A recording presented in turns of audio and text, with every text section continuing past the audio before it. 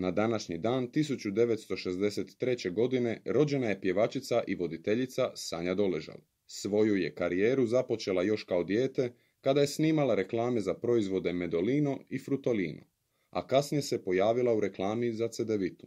Osim toga, pisala je i za omladinski tjednik Polet.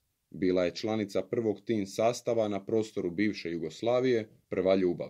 Nakon toga je bila pjevačica grupe Novi Fosili od 1983. do 1991. godine.